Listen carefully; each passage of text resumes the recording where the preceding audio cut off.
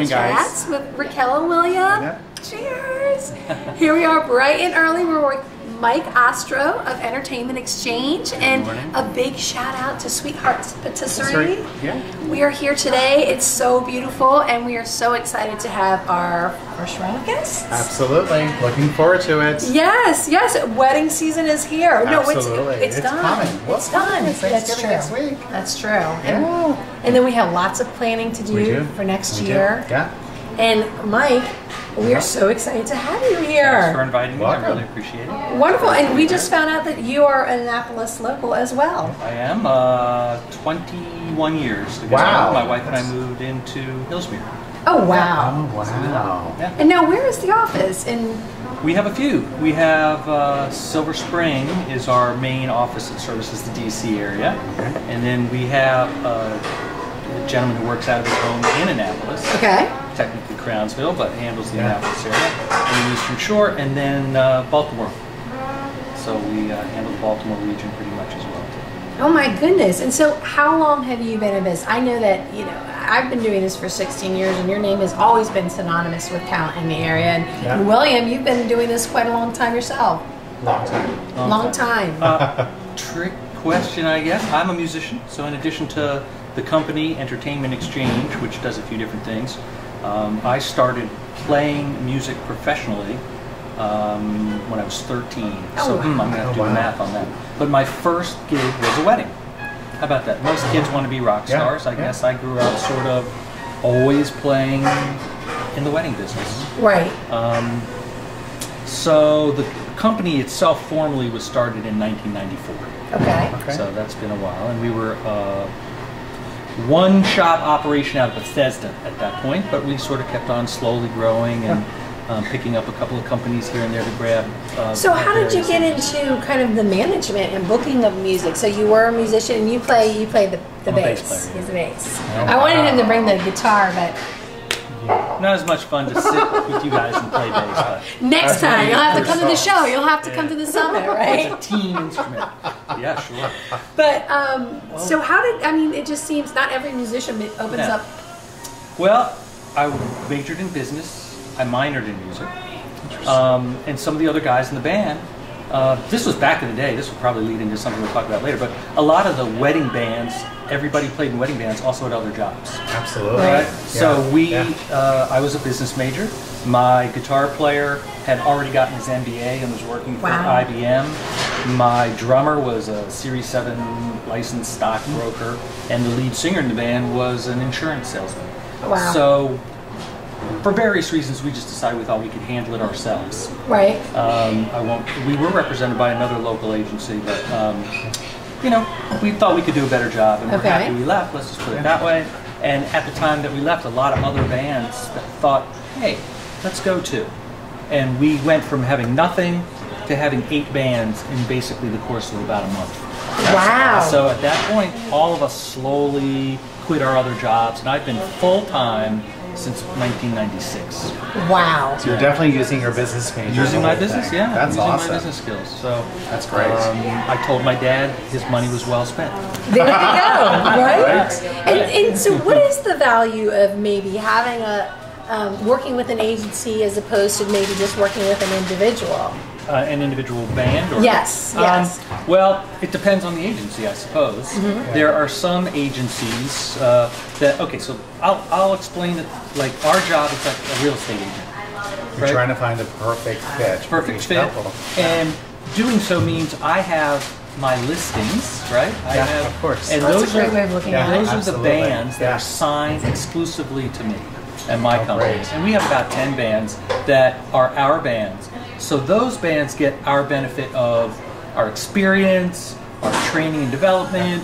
We have team meetings where all the bands share expertise, what's working at weddings, what are the best songs that you guys. We all believe that the better we all do, it brings in the lead flow, and we all share the work together. Right. So we put out the best products possible. Right. Those are my listings. But let's say someone comes in and they say, I really want a country band. Right. Well, I don't have any country bands that are signed exclusively to my company. Yeah. But I will find another agent that has country bands, and we will I'll sell my customer that listing. Okay. Does that make sense? It's It sort of like a does. real estate Right. process. It doesn't cost them anymore because, like real estate, we would share the commission. Right. And that's the way it works. And there's so much more I want to ask you, and we'll get into at the summit, because it's just, there's so much people want to know about that. But you know, one of the things I wanted to know about is the bands. Do they enjoy being a part of the company? Are they? They have a real benefit, I think. There's really no downside for them. We help them with everything because, okay, I play in a band called Free Spirit. Free Spirit was the last 2 years, Washingtonian Magazine did a survey of wedding professionals. Free Spirit was the top vote getter. That's awesome. So I'm very proud of that. It's a great band. That band was actually started in 1976. Wow. There's nobody original left anymore. Yeah. And that's part of what maybe we'll touch on later. But That's a whole other topic too, because course. people don't even understand that I should be taking notes of all the things that we want to talk about, because that scares clients when they hear, oh wait, it's not the original band members, it's not the ones I saw in the video. Wow, they've been together since 1976. Everybody must be in their 80s. That's not the way it works for a professional band. That's their small business. Well, it's so obvious that you know so much about your market and what you're offering to clients, but you don't just do bands, right? At Entertainment Exchange? No, we are, Entertainment Exchange does a few things. We call ourselves a music company.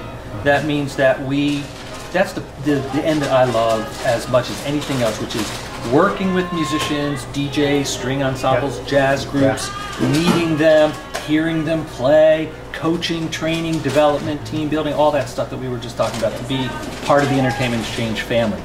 And yes, like a lot of other companies, we're a booking agency also. So that means that we find events for our talent to play that makes them earn money, and we earn a commission for finding them work. They essentially hire us, where they're a marketing team. And we are a full-fledged production company, which we produce. Generally speaking, it's just our niches happen to be nonprofit fundraising galas or union events. We've done a few really fun ones. Sometimes those are huge budget. We do decor, staging. I didn't know that. See, we learned something new. Well, and I like the fact that when it comes down to it, you know, you have these companies that just are bands. You have these companies that are just DJs, and sometimes you have these brides, grooms, clients, nonprofits that are like, I don't know which way I want to go. Right. So actually talking them through it and saying, okay, let's talk about your guests. Let's look at where your numbers are going to be. Let's look at your space. Right. Because I think a lot of people don't forget, they'll go into a ballroom or a venue and they're looking at spacing and they're maxed at 150, but they want a 12-piece band. Right. And there's not enough room for staging. Right. So there's a lot of things, which is great, because like you said before, as a real estate agent, you're gearing them into the right direction. Right. You know, some people don't want to be on the water. Some people do want to be on the water. There's certain things and aspects with those little details that you can spearhead them in the right direction. That's right. So if you were to go, let's say, to an independent or single band, and you say, I'm really looking for XYZ music, they're going to say, oh, we can do that. But can they? Exactly. And that's one of the things I tell a lot of my clients is, if you want to hear Lady Gaga, the biggest thing is maybe what you want to do is you want to do a band on some segments and then do a DJ and switch it over. You know, because there are certain things where I feel people do best and people do good. You know, I'd like to correct that. Actually, is, in my opinion, not to be disrespectful. Yeah. But opinions, everyone's allowed to have them. So that's what you're going to hear at the summit. That's why we have so many people, because you're going to hear the real deal. So our new slogan for the new season is not your parents' wedding music. And I think what you just said is perfect. We've been reading, like, brides have been interviewed and asked questions about why would you have a band versus a DJ. And which you also do DJs. We do as well. DJs too, sure. And DJs are great. There's no, a lot of it has to do with budget, but I think, or just preference, if you want to hear the original artists. But the thought that bands can't play what DJs can play is no longer the case. There was sort of a time during the recession, So during the last recession, hopefully it'll be the last recession, but during the last recession, people started to really get picky about where they spend their money and went to DJs. Right. So we, after the recession ended, we were doing bridal shows. We asked people, "Well, you picked a DJ. Why did you pick a DJ?" And it wasn't as much, "Well, because that's all I can afford." That was what they said early. Wow. But then it became, "Because I want to hear my music the way that I want to hear my music." So we got all our bands, again, working as a team, we got all of our bands into the office. We said, you can't get by on disco anymore. You can't get by on Motown anymore. You can't get by on 80s rock anymore. So true. You've got to add, by the end of this month, 20 new top 40 songs that are on the radio right now that your bride would want to hear and play it like the records, or else you're going to be out of business. Right. Absolutely. And a lot of bands did it. A lot of bands did not. Right. But unfortunately, what's also happened at the same time is since the recession, more and more people have been picking DJs. So I guess right now, the brides that are coming up have never been maybe to a band wedding.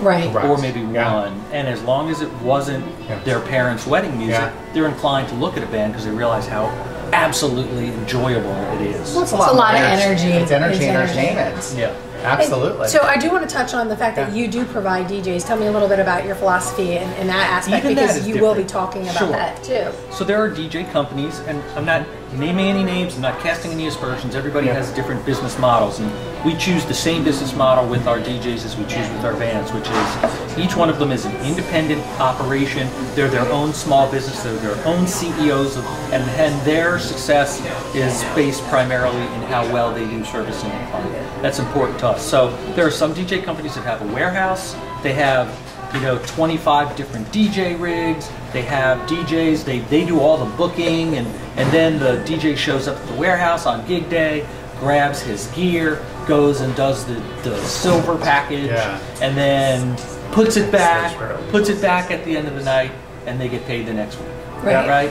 Ours are not like that. My DJs are all independent operations. The guy who is a Latin guy who specializes in Latin music. That's really Indian is also. Indian, absolutely. We have a couple of Indian DJs that are fantastic.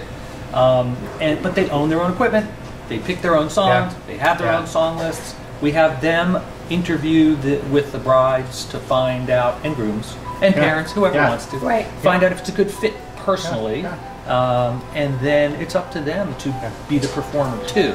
But they meet your standards, right? You absolutely. have the quality control, and you have kind of the best of the best working for your team. That's right. We think it's better that everyone who goes to a job has a vested interest in that job. Right. So someone's there who is either the owner, manager, or band leader who's financially invested. That's a good way of looking at it, right? Because there are plenty of agencies around where the bands themselves have no stake in the work. So, like the agency owns the bands. Right? Yeah, there's just so many levels. There's so many different levels and they layers. send people out. You may pay $10,000 for that band. You may pay $4,000 for that band. But no matter what you pay, those people are all getting the same pay. So they don't know that this is an exquisite, high-end event where the clients paid a lot of extra money for white glove treatment, and they're not going to get it because these people don't know the difference. They're just getting their average pay, whatever it is. And there are even some agencies where they put on showcases where people will go to these showcases and they'll fall in love with certain people, and then different people will go to the jobs. Oh boy. But they're inexpensive, so maybe if the clients understand, maybe that's okay. It's not okay for us. That's not the way we run our business. So. Well, Mike, there is just so much information that you have, and I'm so looking forward to having you at the summit. People are going to be blown away, and there's so much more of the onion that we can continue to peel. Absolutely. Well, so I just want to say thank you for coming on today. Cheers. Cheers. Awkward cheering on coffee. No, it's great. It's early in the morning. Cheers. You know how I put it in mine. And we'll see you at the summit on January 27th. I will be there. I'm looking forward to meeting everyone. Let's go now.